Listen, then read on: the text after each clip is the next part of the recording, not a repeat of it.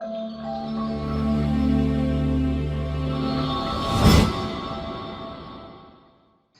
you see the screen now? Yes. Okay. So, yes, so we have talked about programming basics, how to write program, then how to write conditional statements and loop. Like I have told you, there is only while loop in SQL Server. So how to deal with a loop and how to initialize variables, Mm-hmm. and two types of variables we have talked about. One is scalar type of variable and the other one is table type of variable. Okay, so table variables are something which stores a set of records, not set of uh, values, but it stores entire set of records. That Mm-hmm. is table variable. So Mm-hmm. what now I'm going to do is I'm going to cover the entire topic of exceptions first of all. We Mm. have idea about exceptions, but we need to know more about exceptions. Fine. So let us talk about exceptions.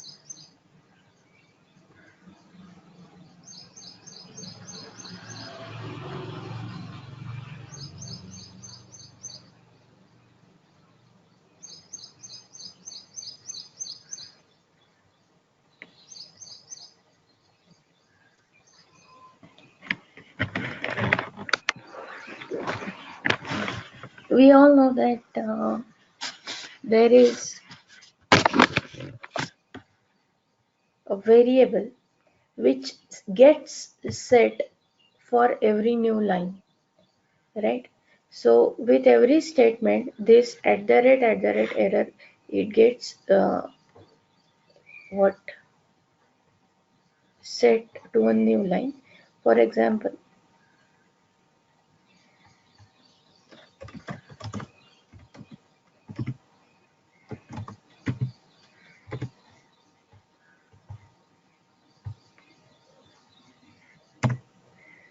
if I'm saying, if I want to print the value of it at the rate error, what will be the output of this right now? The output of this will be 0 because there is no error, right? But if at all I am preceding this, or if I am executing it along with, if I am executing this along with some kind of error, that is, let's say division of 0, then together if I execute it, it will show me the value 8134. So it is going to come along with the error message, and then the next line is displaying the error number, which is 8134. Okay, but if at all, if at all I am saying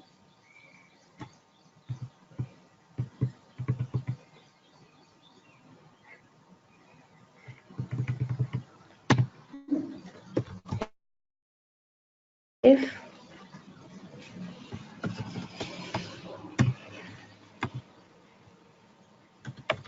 error is greater than 0, that means 8134 is greater than 0, right?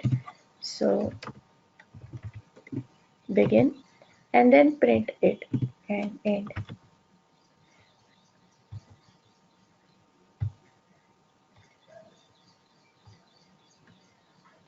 Now look at this behavior of at the rate error. It is not expected behavior. Actually, the error occurred at this point, so it entered inside the if. This condition is true.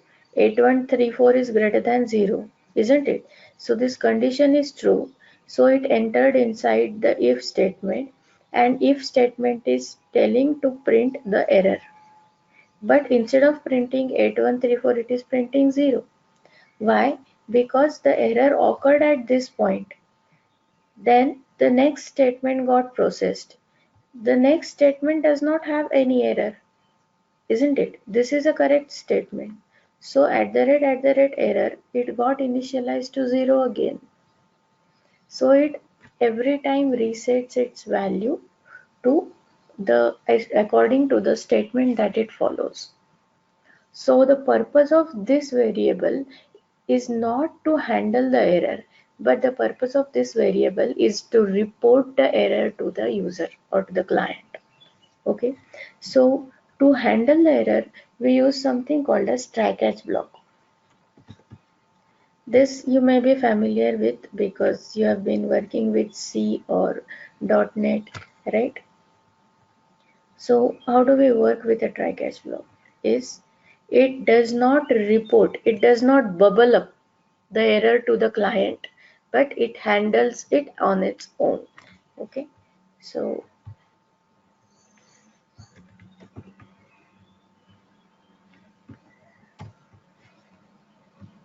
let us see the end effect first and then we will understand a bit. Now, do you feel? See, there is no error now. What is that? This it's a successful execution of the program. So the code, if there was any code, let's say there was 1,000 lines of code after this, will now definitely get executed.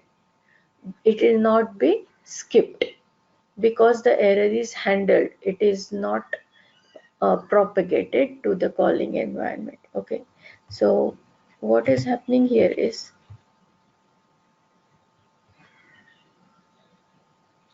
I'm saying begin try. Inside begin try, I can write whatever my logic or my programming is. Printing 1, then error is at this point. Okay. After this, whenever error occurs, it is a natural behavior or it is a common behavior, I would say, that whenever error occurs, the execution stops at that point and the control goes to the uh, handling part, that is the catch part. So the statements after that error do not get executed. That is why if you see the output here, 1 will be printed, error occurs on second line, so nothing gets printed here. But you will not see 3 getting printed. Why? Because after the error occurring at this point, the control is now going directly to the catch block. Okay, and whatever is written inside the catch block, error caught, is being displayed. Now please remember one thing, that after the control going to the catch block and it is doing whatever written inside it, the control will never come back and print select 3, right? Because this statement may be dependent on the statement which caused the error. So if the previous statement is not correct, how can the next statement be correct, right? That is why after handling the error, the control will not go back to the previous block. It will continue going forward.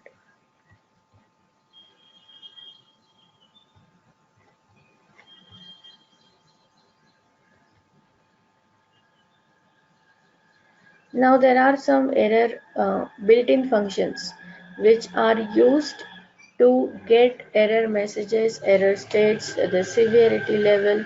So with the help of these functions, we can understand what are the different parts, what are the types of that errors. Okay. So what are these functions? These functions are error message, which returns the message associated with the error, error number, which returns the number associated with the error, error line. The error is at which line?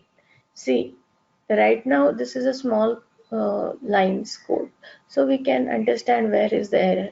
But if you are writing 10,000 lines of code and you want to know where exactly something is going wrong, then this can be very much helpful. Okay, so error underscore line, severity of the error. We are going to see this in detail later on. Depending upon the severity, the behavior of the error changes. Okay, error state and error produced. Error state means what? See, I am writing 100 lines of code and the same error is coming multiple times. Okay, so which error you are referring to exactly like right now? Suppose the same error is coming 5 times. So you can give different numbers, unique numbers to the same error, so that you will come to know that right now out of those which error you are referring to. Okay.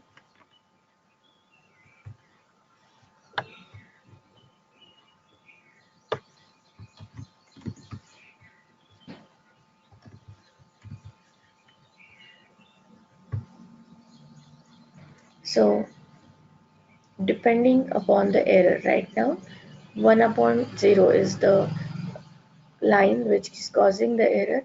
This is error message, error number, then the line state is 1, that is the first, and the severity 16. This is a range of severity that we are going to talk about.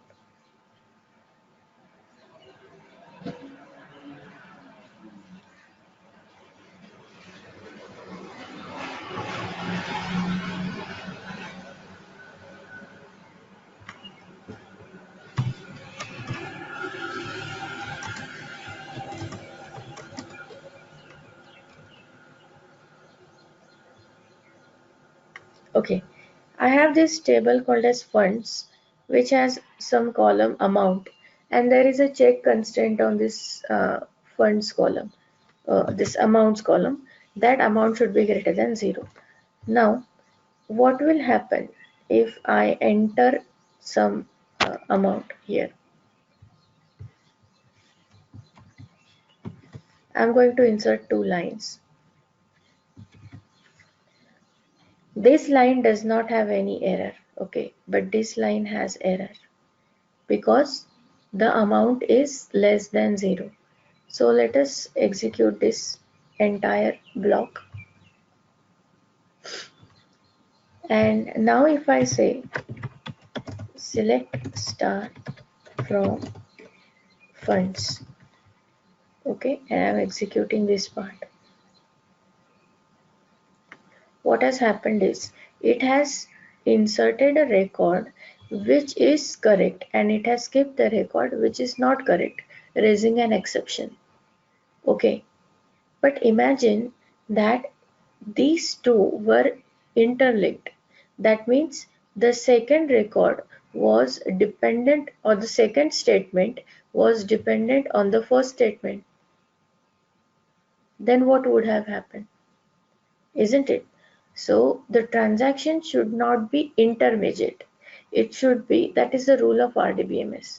It should be either completely successful or it should be completely unsuccessful. There should not be intermediate state of transactions, right? So how can we handle this? We can have a try catch block for it. How we can write a try catch block, or what should be the logic of it? See,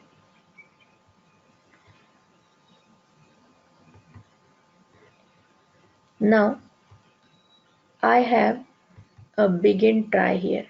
Everything I'm writing in a try catch block. Okay, so the entire transaction I have enclosed in a try catch block. So this transaction is now a part of try block. Fine. So this the same lines of code, but now I have put it in a try block. Now again, this is a successful line. This line is having a error, right? So the execution will stop at this point and it will try to look for a handler for it to in the catch block, and we have a respective catch block, and what statement we have written inside it, we are writing rollback, right? So now if I execute this entire batch, first of all I'll delete from the funds table.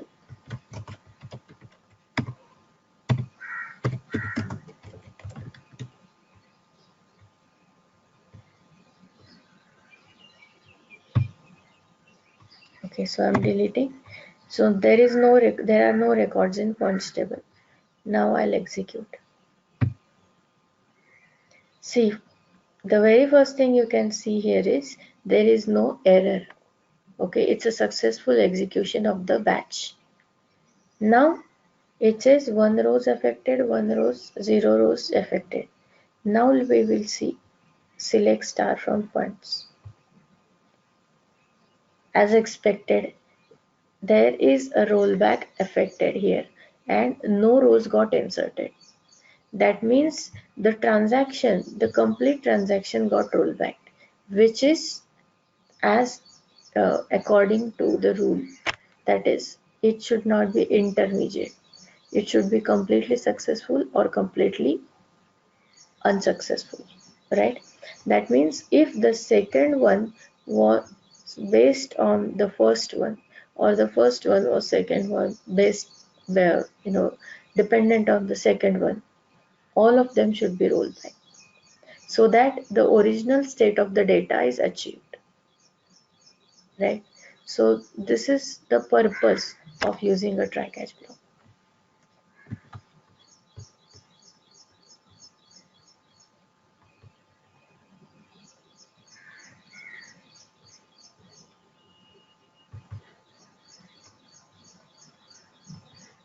Now this is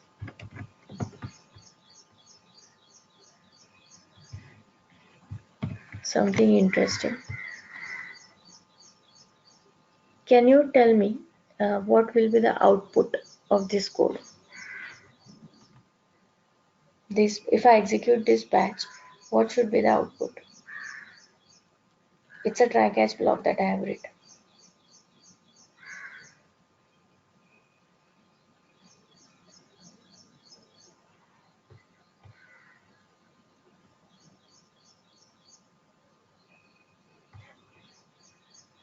Can't say.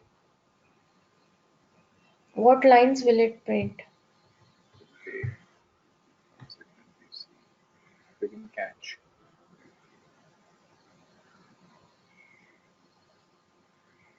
Actually, it's not very clear to me the concept of Not very? committing. I mean, the transaction should commit, and is it checking something which is incomplete? Will it print first line? Will it print A?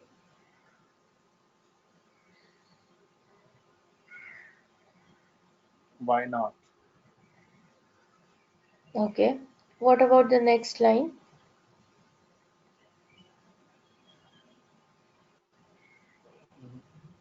Not sure. Is there any error at next line? Line 2? I mean, 1/0, this shows that it is not a complete state. 1 upon 0 is an error situation, isn't it? So the execution is going to stop at that point. So will it print B and C? No. So where will the control go? B and C will not print and try to begin catch in P. Will it come out? Is it going to print D? It should print D. So A and So D should get printed. Yeah. isn't it? So there is no error at this point, so it is printing it. The error occurs at this point, so it raises the exception internally. The moment exception is raised, the execution is stopped and the control goes to the catch block and it prints whatever is written inside it. Okay, so with the loss of B and C, we complete this transaction. Okay, now to handle it, that means what if I want this B and C to be printed? I want that B and C transaction to complete. Okay, so in that case I can have independent begin try and end try. So I'm going to modify the same code.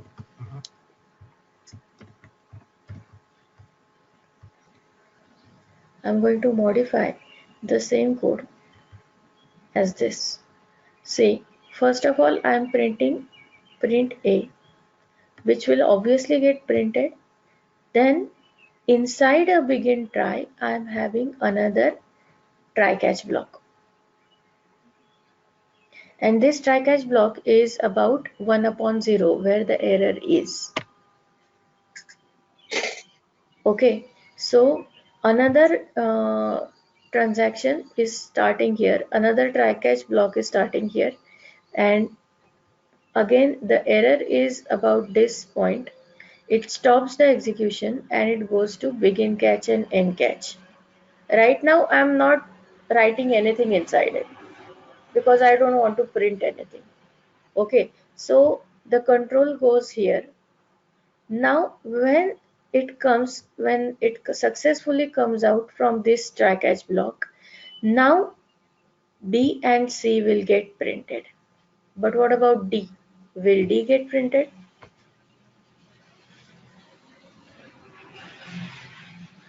Yes. Let us check. D will not get printed because there is no error for the parent block, Mm-hmm. isn't it? See, Yeah. there is no error here. Then there was another try catch block which had error and which got handled. So it successfully came out from that block and there is no error for B and C as well. That is why it did not go inside the catch block. It printed both B and C and it came out of the block batch. Getting my point? So D will only get printed if the outer try has error. So it is right now printing only A, B and C. Right? So we have a separate try catch block for the error statement to handle. This is a workaround if you want the other statements in the block to get executed. Okay. Any doubts so far? Yeah. No, no doubt. Okay. Now, what about the statements which are written outside the try catch block? For example, if you observe this code carefully, see, this entire is my try catch block. Okay, and after this try catch block I am printing done. This done is not a part of any try catch block. Okay, so if I execute this entire batch, it prints A, Z and done. So how is it printing this A, Z and done? It is printing A. Okay, after printing A it goes to the next line, 1 upon 0. It generates error. So it skips B and C and the control will go to catch block. And then it prints Z, whatever is written inside Z. Then it comes out of that entire try catch block, and after try catch block the next line is done. So it is printing done. So this entire thing is executed as one batch. Okay. So instead of done, there may be another try catch block. It may be any code. Okay. Done is a representation of that code.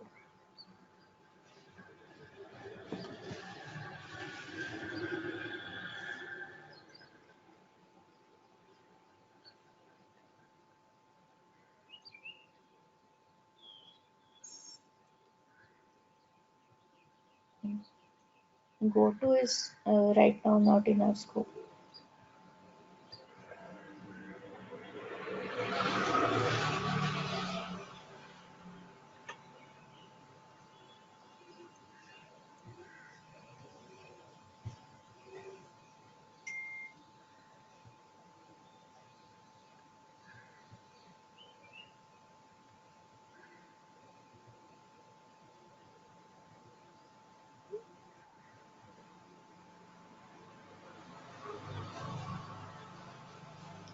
Okay, now about variables.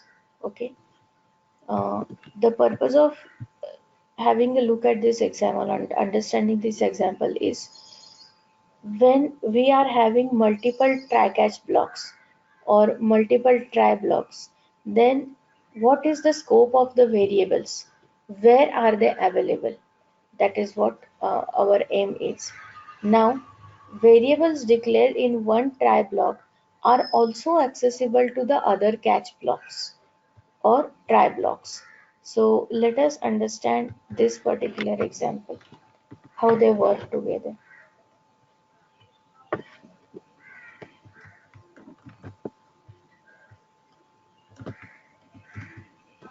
Okay.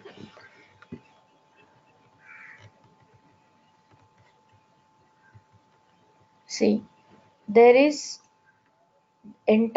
this entire thing is one begin end, right? So this is one batch, one block. This inside this I have one try catch block and I have another try catch block. Okay,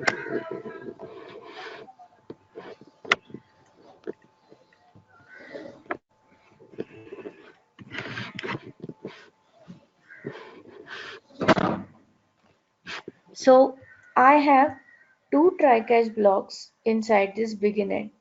Fine. Now there is a variable I have declared at the rate x1 which is initialized to value 9. So this variable is holding a value 9 right now. Okay. Now in this try, I'm just printing something. Let's say I'm printing wrong.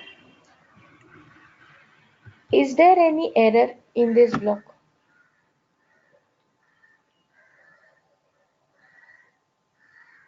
Can't say.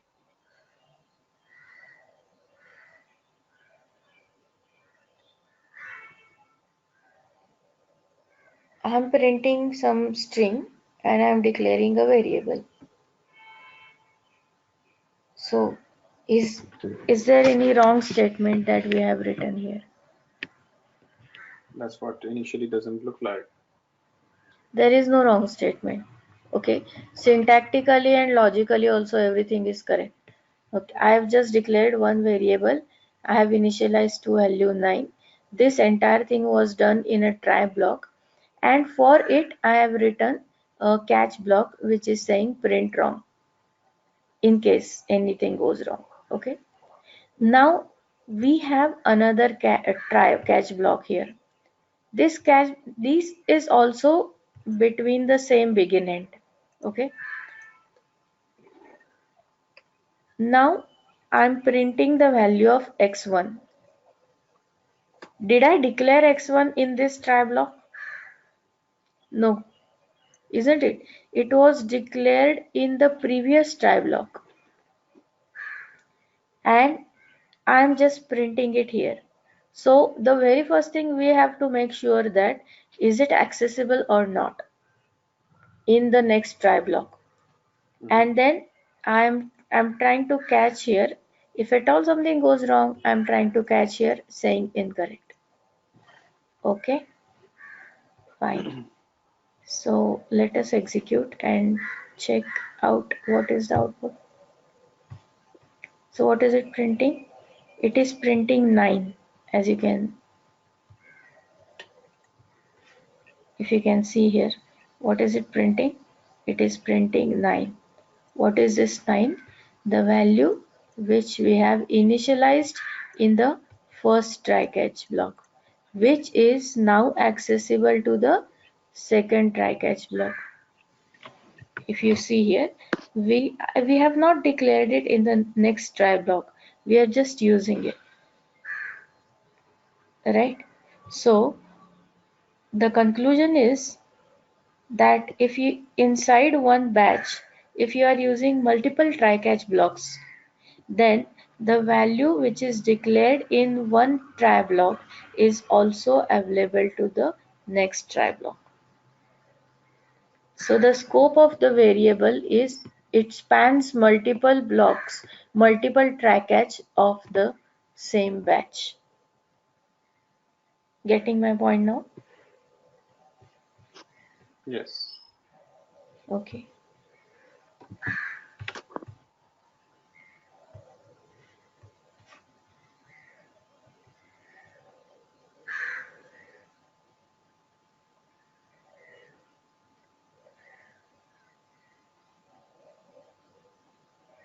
There is no forward declaration. That means there's a concept of forward declaration. These variables that I have declared, their values are available only for the next try catch blocks. Their values are not available to the try catch blocks which are present uh, before that block. That means I have declared it here, but the variable's value x is not available to the try block before this block. If you remember, there is a concept in C also called as forward declaration. That means you declare it first and then use it, but it is not available in SQL Server.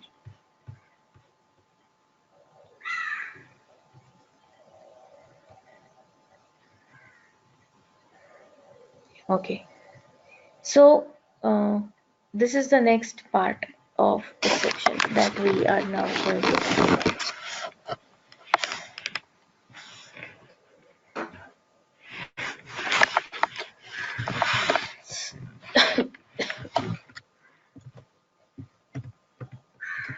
Okay, now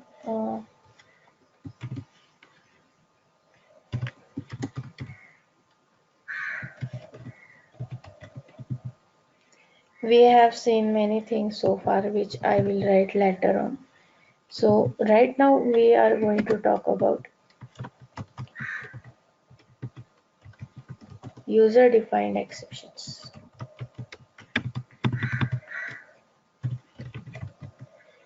Okay, what is user defined exceptions? That means according to SQL Server it is not a error situation, but according to the developer or according to that system or according to SQL Server uh, user, rather according to user, it should be a error situation, right? For example, we explicitly raise error and handle it using user defined errors. Okay, so to transfer the flow from one try block to catch block on user defined error conditions, we use it. We return error information from catch block to handling or to the calling block or application. Now, which keyword is used to raise the error is this one, raise error.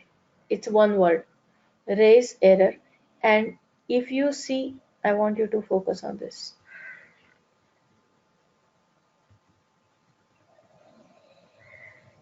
Raise and error. These two E's are combined and made one E. Okay, so it is RAIS error. It's not RAISEERRE.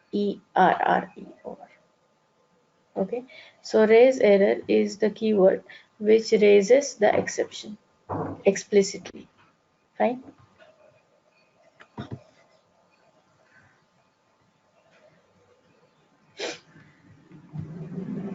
So this raise error, it has a few parameters can be given to it, that is message ID, string, severity level of that error, and state. Now this with option I'm going to talk about later on.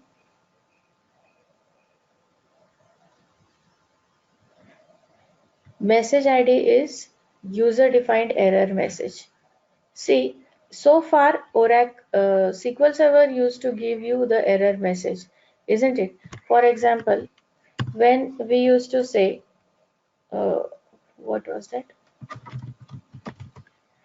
1 divided by 0, and when I used to execute this entire thing, I used to get a error message ID, that is 8134. 8134 is what? It's a built-in error, that is the error ID associated with 1 upon 0. If I am performing some other error, then some other error message will come or other ID will come, right? So it has got fixed error number associated with every error which is implicitly raised. But if we are explicitly raising an error, we have to give our own message ID. Okay? Error numbers for user-defined error messages should be greater than this value.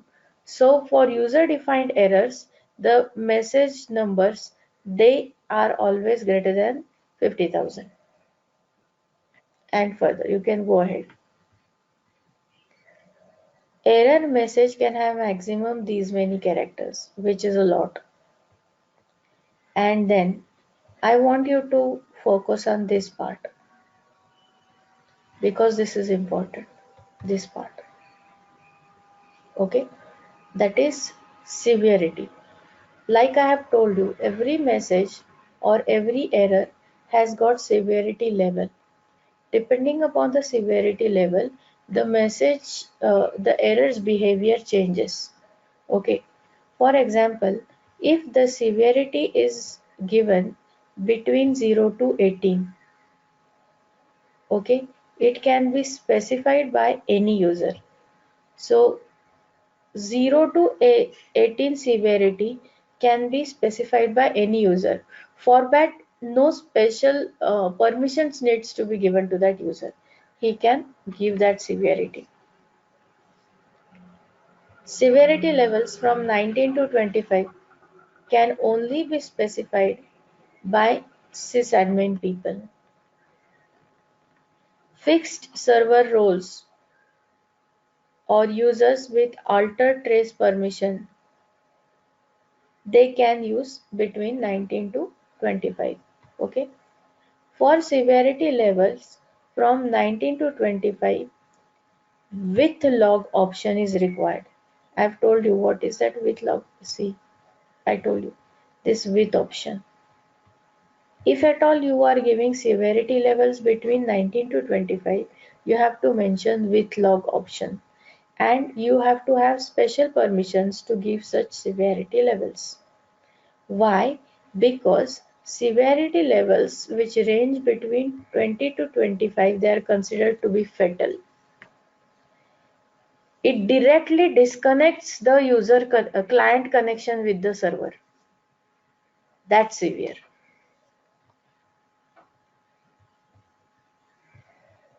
And it reports the log of that error for application logs or the client log, okay, to the server. Now we are going to have an example of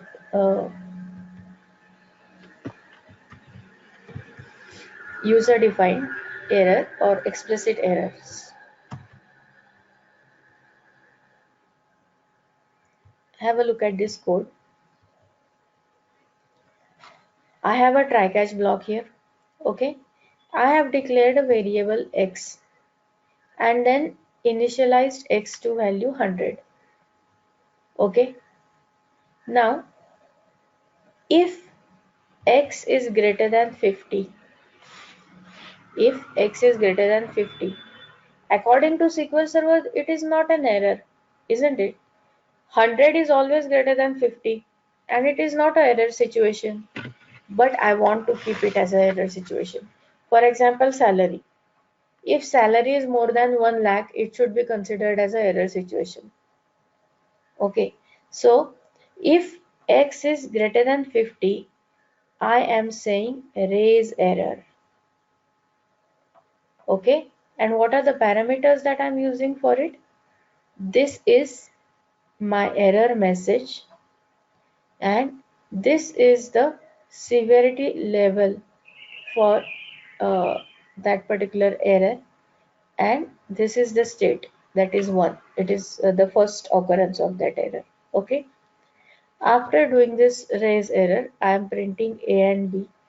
Let's see whether it gets printed or not, and then I'm catching it, handling it by printing C. Okay, I can write any code here. Okay, I can write rollback statements, or I can call something, whatever I can do. I write different statements. So now I'm going to execute it. See what it did?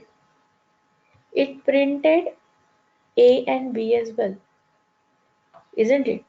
So how let us have a look at execution of this code. Is first of all it declared, then it initialized to 100, then it went to if part. The condition is true, so it entered inside if.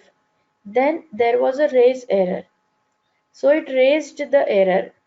It is printing the, it is giving this, it, can you see it raised the error? The error code is 50,000, level 9, state 1, and it is printing error message. But then it is a very lightweight. Lightweight means it is not affecting my system at all. It is simply flashing error and continuing the code. So it is low severity. Okay, it is just informative. It is being informative. Okay, error is there. That's what my job, it has done job is to inform and go ahead. It is not stopping the execution. Okay, now what I'm going to do is I'm going to increase the severity.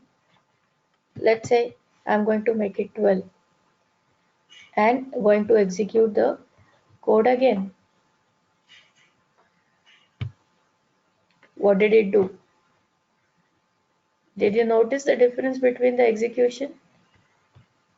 It went inside the if, it raised the error, but then this time the severity is higher, 12.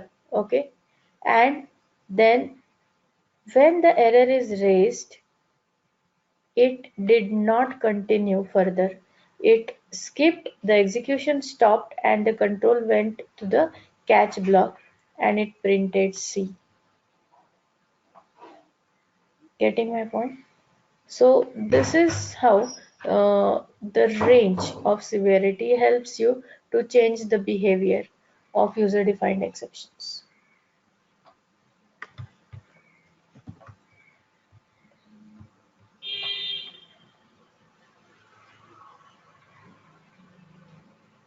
Yes. Um, Please have a look at this information.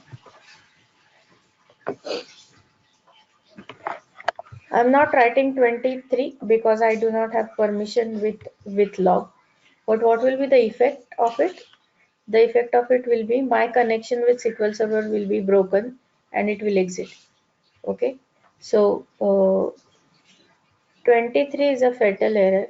With log is mandatory. That is, with log is mandatory if you are using this severity levels between 19 to 25. It logs the error in the error log application for instance of Microsoft SQL Server. So whatever is my instance through which I have logged in, it logs that particular fatal error to the error log. The connection is terminated and it requires sysadmin role to give severity level. So no, like normal users cannot use this severity level. They must have the admin's privilege to use this with log and severity level. Okay, so this is all about exception handling. Okay, so should we go ahead or what?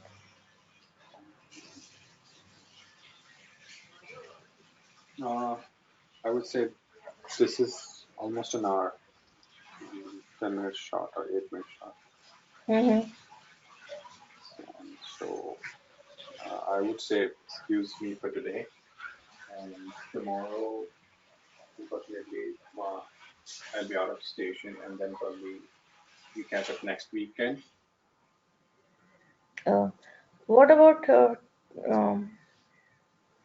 if I conduct a session tomorrow evening? Your tomorrow evening would be your Sunday evening, right? Yes. Your Sunday evening will be my Sunday morning, and basically it is tied up. We can have 1 hour. At least something is better than nothing. I literally have things lined up.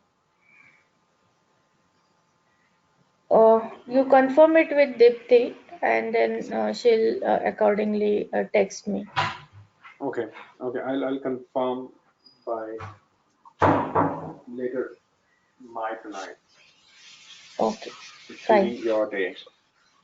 Okay, no problem. Thank you. I mean, you Okay, please send some study material for this.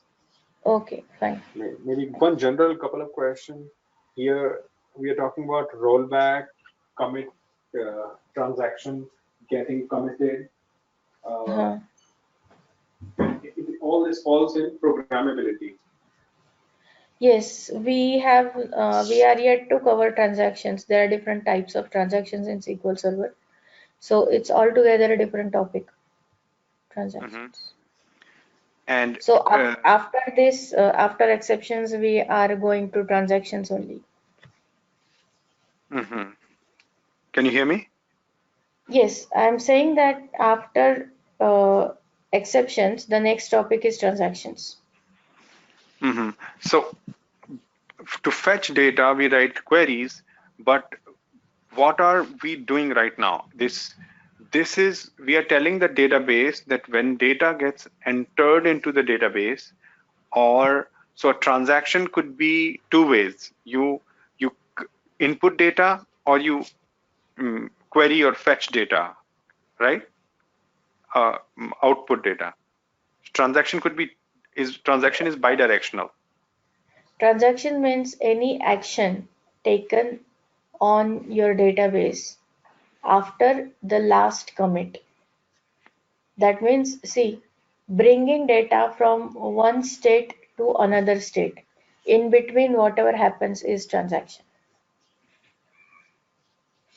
State changes. So one state is defined, say T0, and another state is T1. No, not like that. That means I committed the data, right? That means the changes are permanent. So from after the last permanent changes, I started changing my database till next permanent changes, till next commit. So between two commits, it's a transaction. Between two commits, there is a transaction. Yes, I need to probably need to get into this detail a little more. Hopefully, okay. So I'll tell Deepti about this next class. Okay, fine. Yeah. Thank you. Bye. Bye.